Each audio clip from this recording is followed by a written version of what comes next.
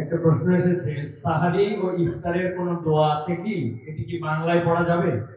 ইফতারের আমরা দোয়ার কথা জানি ভাই, ইফতারের একটা কমন দোয়ার কথা আমরা জানি, আরেকটা দোয়া আছে আনকমন যেটা আমরা জানি না। দুইটা দোয়া আমি বলছি। এক নম্বর হলো ইফতারের দোয়া যেটা কমন আমরা জানি, সেটা হলো আল্লাহুম্মা লাকা সুমতু আলা রিজকিকা আফতারতু। এই দোয়ার অর্থ হলো, হে আল্লাহ, আপনার জন্য আমি সিয়াম সাধনা করেছি, রোজা রেখেছি, আর আপনার উদ্দেশ্যেই আমি ইফতার করেছি, অর্থাৎ আপনার নির্দেশের পালনার্থে আমি ইফতার করেছি।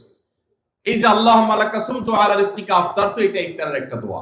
আরেকটা দোয়া হলো যাহাবা যামা ওয়াবতাল্লাতিল উরুক ওয়া সাবাতাল আজরু ইনশাআল্লাহ।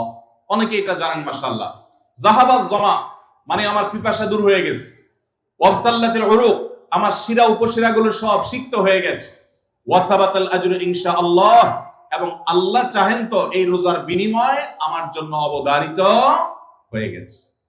এই যে দোয়া ইফতারের, এটা কি ইফতারের আগে করবেন না মাঝখানে করবেন না শেষে করবেন? কি বলেন, ইফতারের আগে না শেষে? যারা যারা আগের পক্ষে তারা হাত তোলেন। মাশাআল্লাহ, বহু লোক। ভাইরা আমার, এই দোয়া ইফতারের পরে করবেন, আগে না। অনেকেই এই ভুলটা জানেন, অনেকে মনে করেন যে আগেই করতে হয়, আগে না। ইফতারের দোয়া কখন করবেন? ইফতারের শব্দের অর্থের দিকে খেয়াল করলে তো দেখতে পারেন, পিপাসা দূর হয়ে গেছে, শিরা উপশিরা সিক্ত হয়ে গেছে, এটা কি ইফতারের আগে হয় না পরে হয়?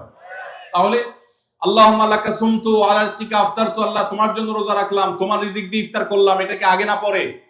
পরে। অতএব এটা ইফতারের পর। তাহলে ইফতারের শুরুতে কি পড়বেন? বিসমিল্লাহ। বিসমিল্লাহ বলে যে কোনো খাবার খান, ইফতারও খাবেন। ইফতার খেয়ে ফেলছেন, দুই চার লোকমা খেয়েছেন, একটু পানি খেজুর খেয়েছেন, তারপরে দোয়া পড়তে পারেন। আর চাইলে একদম শেষ করেও পড়তে পারেন। আর এটা নিজের ভাষায় পড়লে হয়ে যাবে, কিন্তু সুন্নাত হবে, বেশি উত্তম হবে নবীজির ভাষায় পড়তে পারলে, সরাসরি আরবি টেক্সটটা পড়তে পারলে। আল্লাহ আমাদেরকে তৌফিক দান।